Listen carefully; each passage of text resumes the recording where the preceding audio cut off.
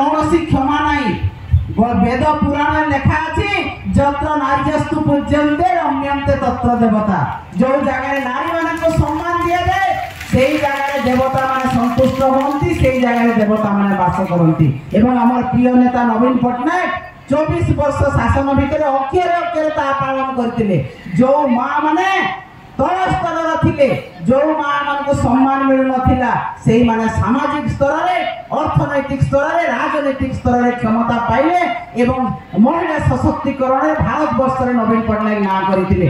नारी मान सम्मान पाई मुख्यमंत्री आगे थे।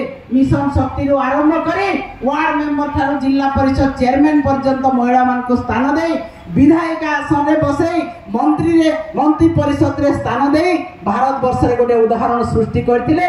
आज सेही माटी महिला मान को आज असम्मान करुछि। सेही माटी रे आज भारतीय जनता पार्टी को नेतृमंडली को द्वारा महिला मान आज असम्मानित होचंती।